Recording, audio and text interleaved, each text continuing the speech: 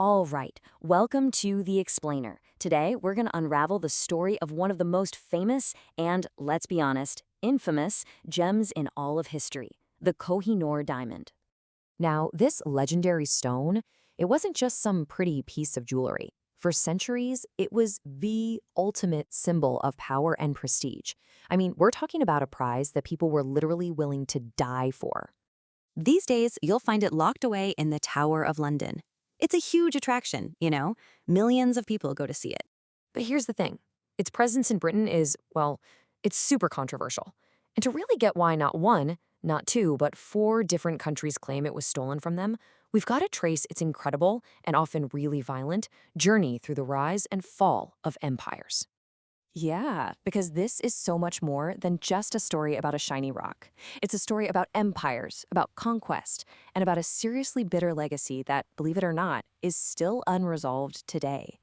Okay, so where did this thing even come from? Well, its precise origin is kind of shrouded in myth. I mean, some legends trace it back 5,000 years, but its documented history, the stuff we can actually prove, that begins way back in the 13th century. It was dug up in the Kohinoor mine, which is in modern-day India's Andhra Pradesh state. And get this, it was so magnificent, so mind-blowing, that they actually placed it in the eye of a temple goddess statue. Can you imagine? And in its original, uncut form, wow. The diamond was a staggering 793 carats. To put that in perspective, that made it the largest known diamond in the entire world at the time. Just massive. But check this out. After being recut multiple times over the centuries, and pretty aggressively, I might add, its current weight is just a fraction of that original glory. Still, at 105.6 carats, it is absolutely one of the world's most significant gems, no question. And here's a wild fact for you. From the moment it was discovered, this diamond was never actually bought or sold. Not once. Instead, it became the ultimate spoil of war, passed from one ruler to the next, usually through a whole lot of bloodshed. So this timeline here is really fascinating because it shows this clear pattern, right? For more than 200 years, the diamond just followed power. It was looted, it was passed on, it was seized by one dynasty after another that ruled the Delhi Sultanate, these powerful Islamic empires in medieval India. And then, in 1526, it finally ends up with Babur, the guy who founded the incredible Mughal Empire. And Babur, he was totally mesmerized by this stone. In fact, his own writings are one of the first historical documents we have that actually confirm its existence and its just legendary value. For centuries, this amazing gem didn't even have a name. It was just the Great Diamond. But that all changed in 1739, thanks to a brutal invasion of Delhi by a pretty formidable Persian ruler. So this ruler, Nader Shah, he sacked Delhi and basically took everything, the whole treasury. But he couldn't find the famous diamond. Why? Because the Mughal emperor, Muhammad Shah, had hidden it in the one place he thought no one would look, his turban. So Nader Shah comes up with his clever trick. He proposes a friendly exchange of turbans, as a sign of brotherhood. As the Mughal emperor's turban was unraveled, the diamond just fell out. And the story goes, its brilliance was so dazzling it made Shah exclaim Kohinoor, which is Persian for mountain of light. And, well, the name stuck. And around this time, a legend started to grow around the diamond. A really chilling one. The story was that it brought terrible luck, and usually a violent end to any man who owned it. But women, they were supposedly safe. Now, is that just a myth? When you look at its history, it really makes you wonder, doesn't it? And this belief, this curse, would end up shaping its future in a huge way. Well, surprise, surprise, Nader Shah was assassinated, and the diamond's bloody journey just kept on going. It ended up making its way from Afghanistan back to India and landed in the hands of the powerful Sikh empire in Punjab.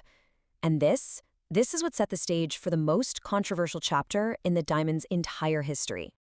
The ruler of that empire, Maharaja Ranjit Singh, the Lion of Punjab, he absolutely cherished the diamond. He'd wear it on his arm during festivals. But then, after he died in 1839, his huge empire just crumbled into chaos. Fast. And this right here, this is the absolute heart of the whole controversy. See, after winning the Anglo-Sikh Wars, which were these super fierce conflicts for control of the Punjab region, the British just annexed the territory. And the peace treaty they forced on them, It made the new Maharaja, who was just a boy, only 10 years old, surrender the diamond to Queen Victoria. What's kind of funny is that when the diamond first showed up in London in 1851, the public was not impressed. They found its traditional Indian cut to be kind of dull and underwhelming.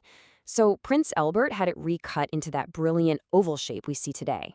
It definitely enhanced its sparkle, but it was a really controversial move that dramatically reduced its size, all to make it more appealing to Western eyes.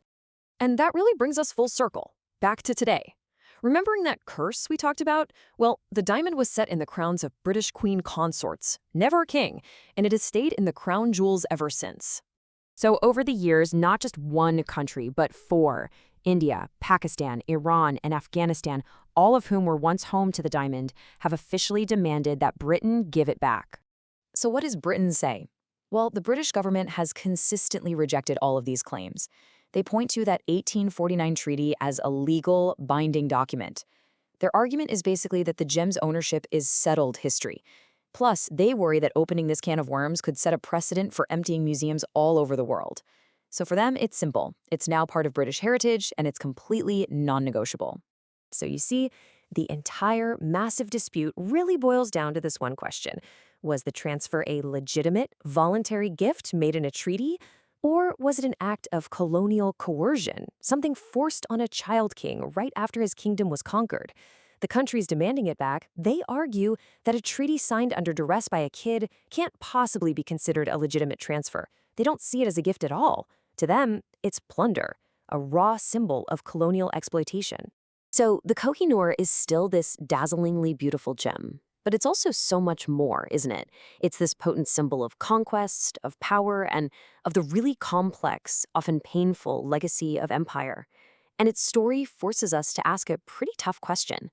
Can you ever really put a price on history? And maybe more importantly, who gets to own it?